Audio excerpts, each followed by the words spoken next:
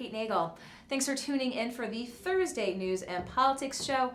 Molly O'Brien was up at 3 with organizing your kids' finances, and talking about comedy and performance. We've got a full show for you today, and as we usually do every Thursday, we welcome former state representative, former Deputy Secretary of State, now heads up Stages of Freedom, Ray Whitcomb, to come in and give his big view. Thank you, Kate. I thought I'd do something a little different, talk to you a little differently. You know, I don't want to be an advocate today. Well, maybe just a little bit of an advocate. They're talking about changing the airport's name. And of course, it's named after Senator Green, Governor Green. And the Providence Journal, that paper, which I like most of the time, had the audacity to suggest that he's ancient history. He died in 1966. And of course, half of us were alive in 66, and thank you very much. It's not as ancient as we like to put on. But this is a fabulous human being, Senator Green, head of the Foreign Relations Committee of the United States Senate, powerful senator, producer of productive things for Rhode Islanders, and they're demeaning him. Why don't we just put the word international after his name?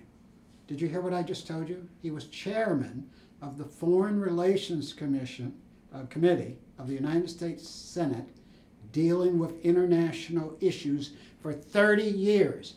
Put the word international after his name. Nobody comes to Rhode Island because of the name of the airport. They come to Rhode Island because of Newport, or to go up to Brown, or whatever. Go out to CVS and try to get some business. So let's not insult our recent history and not insult the great family who's alive. Family is alive today, though he's been dead forever, as the Providence Journal said. Let's be careful about insulting our heritage, our history, and good politicians when we find them. The other thing I want to talk about just for a minute, Dr. Patrick Conley came last night to Stages of Freedom to give a really intimate, fabulous talk about being a historian, how he started at age 16, and how he got his master's in history. Priest suggested it to him. Are you good in math? Are you good in biology? Are you good in history? And he said, history. And before you knew it, he had a history degree. Now, Dr. Pat Conley, who is the historian laureate of the state, is also brilliant. He could have gotten a degree in science if he wanted it. He got a law degree just by going to law school. This was hilarious. He went to law school only to take tests, midterms and finals. He had a friend, prominent lawyer, who would tell him, give him notes on what they were discussing, and then he'd study, and then he'd show up at the midterm. And there's no requirement that you go to class every day. And he didn't. He had other things to do. He was a professor. And, to sit and listen to him for 45 minutes was just intriguing. He talked about the Irish, he talked about the Italians, he talked about the Mills, he talked about the old families. One of the most interesting things that came up is he talked about all the segregation in the 50s and the 60s. In the big public housing project in South Providence, the black folks lived in 1/3 on one side. Everything that surrounded the project was white, all the housing. And then 2/3 of the housing project was white, and blacks could not live there.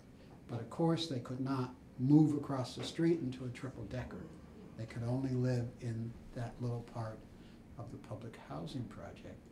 And his friend got into his 20s and wanted to move into a triple-decker because the mother lived in the housing project and there was no space for him, and they wouldn't let him. And Dr. Conley said that's the first time he saw racism up close and personal, and it was painful. I share that because we forget our recent history. This is the 50s and the 60s into the 70s. The Providence Journal wants to forget United States Senator Green. There's this fabulous logo over there that I can see, and it has this plain, nondescript, and it says Green Airport. I wanted to say Green International Airport. Thank you. You have a great week until we meet again.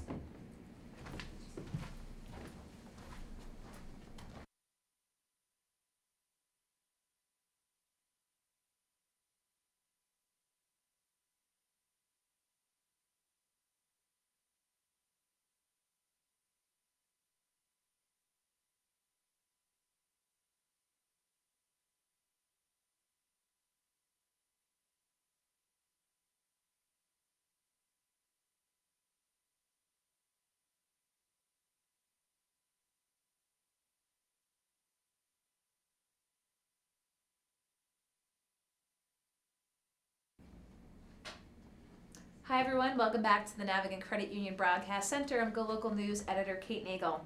We'd like to thank Ray Rickman for coming in today to give his big view. Always appreciate getting his perspective here. And as we do every Thursday, I'd like to welcome in Bob Whitcomb, GoLocal columnist, to talk about Kate, the events of the day. I'm doing well, and the big events of today, clearly in the healthcare world, is the announcement by Brown saying that they're looking to partner up with Prospect to acquire Care New England. That's to protect the Brown Medical School, because Partners, which wants to buy Care New England, is in a sleeping bag with the Harvard Medical School.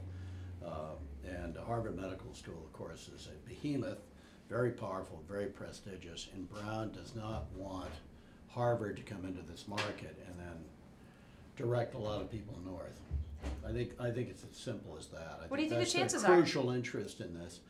I don't really know. I don't know if there are antitrust aspects to this. I don't know what the regulatory things would be to consider this. I'll certainly look into it. But I think that's Brown's main concern, that it maintain its sort of its teaching hospital system around here, and that the medical school and also the School of Public Health, we should note that, continue to be healthy. And I think they're just terrified of Harvard coming in and swallowing up everything.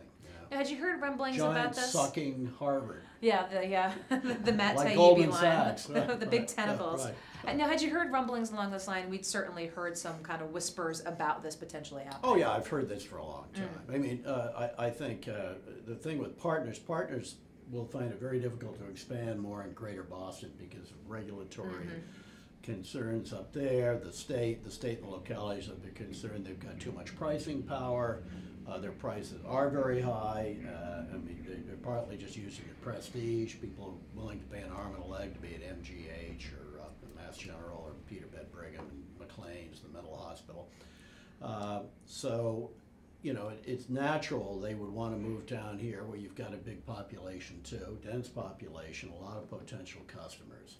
So I think a lot of these customers will end up, if Partners does this, I think you're going to see a lot of the customers will be put into train cars and shipped to Boston. That would literally just be shipped up to Boston. Right. Speaking of customers, speaking of location, speaking of opportunities, GoLocal this week had the story that IKEA is eyeing work with. It needs a huge footprint. It would be a huge footprint. I've dealt a little bit with IKEA. I'm not always a fan of their stuff, but it's a brilliant marketing operation, and I think it could do quite well around here, especially with a large number of students.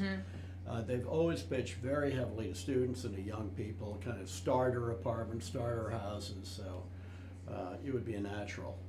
And I understand the store would be pretty big. Would be big. They need a big footprint. We had gotten into this happening, confirmed by board officials that they're looking. So keeping an eye on it would be very interesting. Speaking of things keeping an eye on, I was up at the State House yesterday. The Patriots' Jonathan Kraft was here for the new lottery ticket. Oh, really? But I got Mr. Kraft to ask him about the Revolution. Now, we know that they're looking for that new soccer-specific stadium. Right. And I've always liked maybe our colleague Josh Fenton's idea that some other people have suggested this. Instead of getting into bed with the Paw Sox, why not turn a stadium in Pawtucket into a soccer stadium instead? Or use both. Maybe there must be some way of scheduling you could do both, which would, I think, give more long-term economic justification to a Paw Sox deal. Well, you could use that for soccer. If you saw what they did in Boston, which that deal did fall through, but they were going to put up, this is the Crafts, $250 million of their Huge own thing money. for a stadium. Own money. Right. Not looking for a handout. Right. In South Boston, I In think South it was. Boston, yeah, it didn't work right. out. It was funny, Jonathan Kraft looked a little kind of hot under the collar when I asked him the question what was next. He said he didn't want to do anything publicly, obviously, with what had happened last time. But it was interesting to have him here to say, hey, are we in the mix? And he said, Rhode Island could be in the mix. Well, you know, you've got a dense population. You've got a pretty good demographic of people who like what they call in the rest of the world football. Yeah. A lot of Hispanics, Asian people, certainly a lot of youth soccer teams.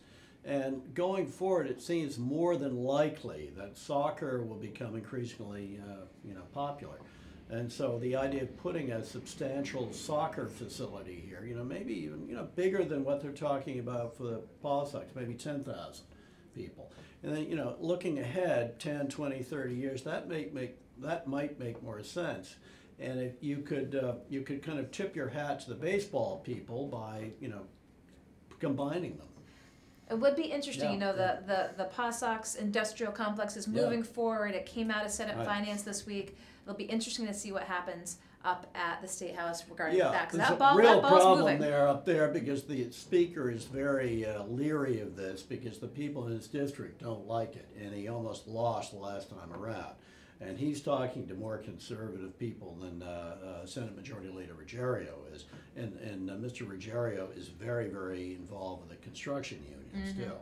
So they want the jobs. They want to see it built. He's an infrastructure guy, and he does know a lot about infrastructure, both around here and around the country. So this has been the Paw Sox deal, of course, has been a subject of considerable tension between them. We'll see what happens up at the State House next week. A lot at the State House is going to be focused, though, next week on the governor's state of the state and her budget address, I believe, are both planned for next week. So we'll see what comes of that. Yeah, I just chime in. I want to know if unexpectedly large tax revenues are going to come in because in response to the federal tax law, where people are prepaying stuff. It certainly happened in Connecticut. Connecticut's a very different kind of state. Of course, Fairfield County is really part of New York City, but huge. They had a $1 billion windfall. Did they? Yeah.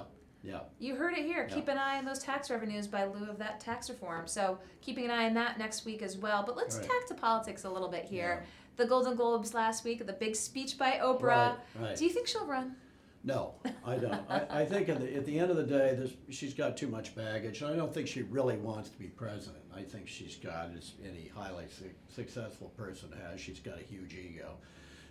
And she's certainly a wonderful speaker and all that stuff. But I don't think she'll run. B, I don't think she should run. I think we need somebody who is experienced in the mechanics of government. And I'm tired of charisma. Please spare us more charisma. Charisma is corrosive. We need somebody who knows how to run stuff, preferably in government. A good governor, for example, a good current or past governor, or either party. In fact, I wish both parties would nominate highly competent, successful governors or former governors. Do you think Trump has charisma? Well, I think he does, in the sense that all eyes are drawn to him, even the people who find him repellent. There's, of course, the famous sports announcer, Howard Cosell, whom I knew, who I liked personally, but a lot of people couldn't stand Cosell, but they were just riveted watching him. Couldn't help but watch. There are people like that. They just get attention. When Trump walks into the room, people look at him, people listen to him. And so he does have a kind of charisma. I think Oprah has a much more, in my view, for more people, a much more engaging and pleasant charisma, but it's still a charisma. But she's a television person. She's also got plenty of baggage. She's promoted the careers of these con men like Dr. Oz and Dr. Phil and so on. So she's got stuff to answer. Well, it was interesting, obviously Twitter and social media became all they the buzz love with it. it. Yeah, it's perfect. Well, it's decadence. It's American decadence, where we're turning these celebrities, television celebrities, glitzy people, to run our government. Well, we'll see moving forward. But speaking of moving forward, the Columnist this weekend, what else can we expect Well, to I see? talk about online betting, which GoLocal has written a lot about. I think if the Supremes approve it, I think the states will jump into this. I think they'll get a lot more revenue from it. I think it'll make society worse. I think it's great for the pawn shop and loan shark industries. So I think in the long run, it'll make things worse. It'll just by making gambling that much easier from the comfort of your own home. How wonderful! What do you say to those folks? You know, here we are, we're looking at budget deficits, and we're looking at something to fill that hole. Right. But so many Rhode Islanders, gambling is always easy. You know, we hear so much from Rhode Islanders, though. What are we spending so much on? You know, why do we have to keep feeding the trough? Well, you know, that we keep because prices do go up for everybody. I mean, we're all paying more, and because of the great tension between the fact that people want lower taxes and more services. Can't be all things to all people. people. People want everything. So you're going to be writing about online gaming. What else are you going to be writing about? Yeah, and let's see what else. There's something. Oh, about the health, the Affordable Care Act. Very interesting. You know, they're getting rid of the individual mandate, which will drive more people into Medicaid by making the insurance exchanges collapse. And so this will have the paradoxical effect of expanding the federal role in health care. Not the law of unintended consequences. That's right. The other thing is I say something semi-praiseworthy of Trump's negotiations about DACA and the border wall. He's basically using the technique. It's like a fisherman chumming. You know, you're throwing stuff out in water to see what comes up. And he's sort of confusing people as part of the bargaining He's absolutely process. confusing because he just sat down and said, I'm going to sign whatever you guys come up with, and just today he's like, nah, go back to the drawing board. Well, it's all part of, he's trying to weigh get a sense of people's reactions to various things. So I think he's just throwing stuff out there. That's certainly the way he's negotiated a lot of the real estate deals. And it reminds me of the great line of President Eisenhower to his press secretary Jim Haggerty. Said, watch out, Mr. President, you know, XYZ is going to ask you this tough question at a press conference. And President Eisenhower said, don't worry, Jim, I'll just confuse them. And I think that some of that's going on here. I think he knows what he's doing in this. A lot of people are making fun of him, you know, he's waffling. For a wall, he's against the, you know, he's always for a wall. He's for DACA, he's against it, we're going to do this, we're going to do that, it's got this and that. I think he's just kind of churning and then seeing what's going to come Well, there is up. that deadline, the 19th for at least DACA, so that's why there's a sense of urgency right now. Yeah. So government shutdown. I'm looking forward to that. Yeah. Plenty to look forward to in DC. But of course, always look forward to reading your column, so I appreciate thank you, Kate. as always, you're coming in this weekend. Hey, have a good weekend, Okay, you too. everybody. Okay, take care. We'll be back momentarily with our next guest here at the Navigant Credit Union Broadcast Center, so don't go anywhere.